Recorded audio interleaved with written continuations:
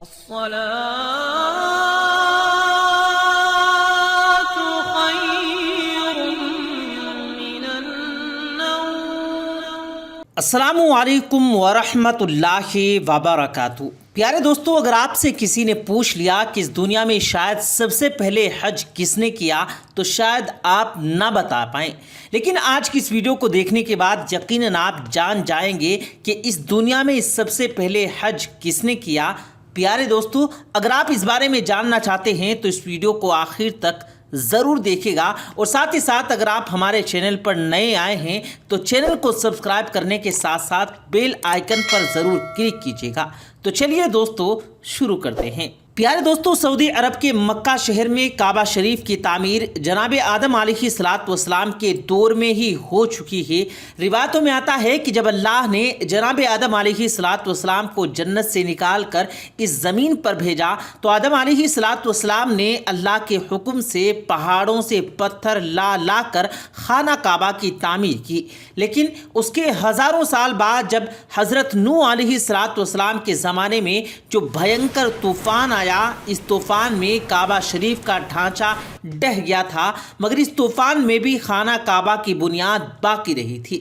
پیارے دوستو، اس کے بعد یعنی آج سے تقریباً 4000 سال پہلے مکہ شریف میں کوئی نہیں رہتا تھا کہ جناب ابراہیم علیہ السلام اللہ تعالیٰ کے حکم سے اپنی بیوی حضرت ہاجرہ اور بیٹے جناب اسماعیل علیہ السلام کو لے کر روانہ ہو گئے اور اس مقام پر پہنچے جہاں آج مکہ واقع ہے۔ یہاں نہ کوئی عمارت تھی، نہ پانی تھا، نہ یہاں کوئی رہا کرتا تھا۔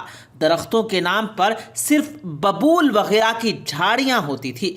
جناب ابراہیم علیہ السلام نے بیوی اور بچے دونوں کو یہاں بیٹھا دیا، ایک مشکیزہ پانی کا اور کچھ کھجوریں پاس رکھ دی، اور پھر آپ علیہ السلام واپس روانہ ہو گئے۔ جناب ابراہیم علیہ السلام شام کی طرف روانہ ہو گئے اور حضرت ابراہیم علیہ السلام دوسری بار مکہ آئے تو قیام نہ کیا، یعنی ٹھہرے نہیں، لیکن جب تیسری بار تشریف لائے تو حضرت اسماعیل علیہ السلام سے فرمایا کہ بیٹا، اللہ تعالیٰ نے مجھے ایک حکم دیا ہے۔ تو جناب اسماعیل نے فرمایا اطاعت کیجیے۔ جناب ابراہیم علیہ السلام نے فرمایا اللہ تعالیٰ نے مجھے حکم دیا ہے کہ یہاں ایک گھر بناؤں۔ گھر کی تعمیر شروع ہوئی۔ جناب اسماعیل علیہ السلام پتھر لاتے جاتے اور حضرت ابراہیم علیہ السلام بناتے جاتے تھے۔ جب تعمیر ذرا اونچی ہو گئی تو حضرت اسماعیل علیہ السلام ایک پتھر اٹھا کر لائے تاکہ حضرت ابراہیم علیہ السلام اس کے اوپر کھڑے ہو کر تعمیر کر سکیں۔ یہی آج مقام ابراہیم کہلاتا ہے۔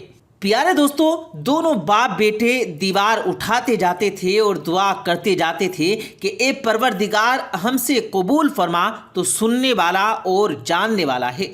انہوں نے اس گھر کی تعمیر نہ مٹی سے کی، نہ چونے سے، بس پتھر پر پتھر رکھتے چلے جاتے، نہ اس کی چھت بنائی اور نہ دروازہ۔ بعد میں الگ الگ زمانے میں پھر بیت اللہ کی تعمیر ہوتی چلی رہی۔ قریش نے بھی تعمیر کی اور ان کے بعد بھی ہوئی۔ کہتے ہیں کہ اس وقت حضرت اسماعیل علیہ السلام کی عمر 20 سال تھی۔ حضرت ابراہیم علیہ السلام نے بیت اللہ کے پہلو میں ہجر کو حضرت اسماعیل علیہ السلام کے بکریوں کا بیڑا بنا دیا اور اس پر پہلوں کی چھت ڈال دی تھی۔ پہلے بیت اللہ کی جگہ ایک سرخ ٹیلا تھا، اکثر سیلاب میں ادھر ادھر سے اسے کاٹتا رہتا۔ جب حضرت ابراہیم علیہ السلام تعمیر کعبہ سے فارغ ہوئے تو حضرت اسماعیل علیہ السلام سے ایک ایسا پتھر لانے کو کہا جو طواف کی شروعات کے لیے نشانی کے طور پر استعمال ہو سکے۔ یہ پتھر حضرت جبرائیل علیہ السلام ابو قبیس کی پہاڑی سے لائے۔ حضرت ابراہیم علیہ السلام نے اسے اس مقام پر رکھ دیا جہاں وہ اب قائم ہے۔ روایت ہے کہ یہ بہت روشن تھا۔ حضرت جبرائیل علیہ السلام نے اسے تمام مقامات دکھائے، اور دوستو، حضرت ابراہیم علیہ السلام کو جب اللہ کی طرف سے لوگوں کو حج کرنے کی دعوت دینے کا حکم ملا تو حضرت ابراہیم علیہ السلام نے اللہ سے یہ سوال کیا کہ اے میرے خدا، یہاں پر کون لوگ ہیں جو میری آواز کو سنیں گے؟ اللہ تعالیٰ نے فرمایا اے ابراہیم، آواز دینا تیرا کام ہے اور لوگوں تک اس آواز کو پہنچانا میرا کام ہے۔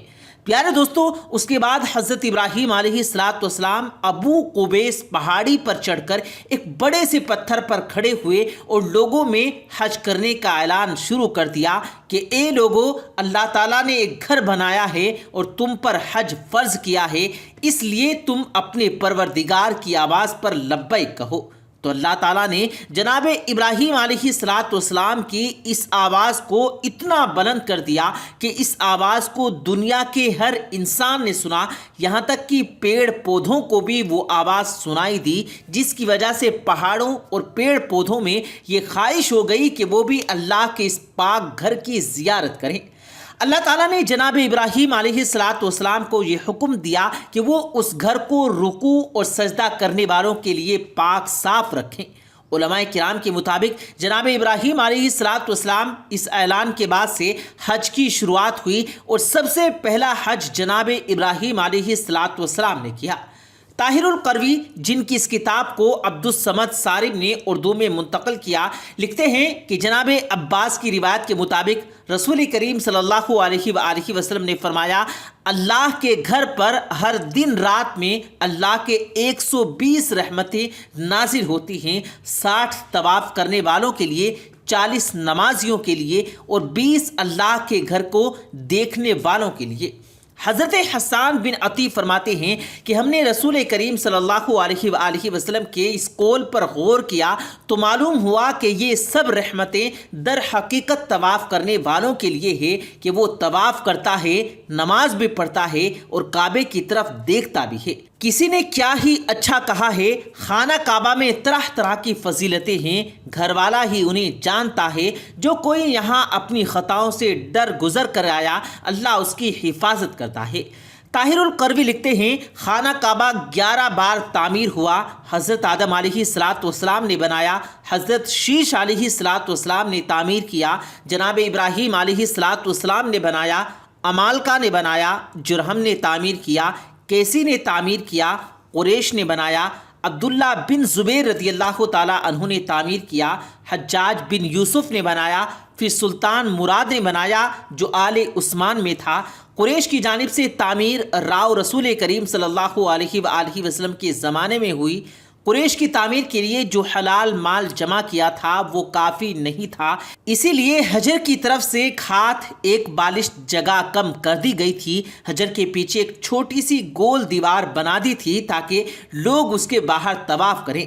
काबे के अंदर उन्होंने 2 सफ़ों में 6 सतून रखे थे जिस पर छत थी। इससे पहले काबे पर छत नहीं थी, दरवाज़ा एक रखा था, छत की बुलंदी 18 हाथ थी। हज़रत अब्दुल्ला बिन ज़ुबैर रज़ियल्लाहु ताला अन्हु की तामीर बैतुल्लाह के बारे में ताहिरुल करवी बताते हैं, उन्होंने 3 दिन तक इस्तिखारा करने के बाद काबे को बिल्कुल ज़मीन के हमवार कर दिया और हज़रत इब्राहीम अलैहिस्सलाम की बुनियाद को भी खोदवा दिया तो देखा कि वो 6 हाथ और एक बालिश हजरे इस्माइल में दाखिल है, लिहाजा आपने उन्हीं बुनियादों पर तामीर की।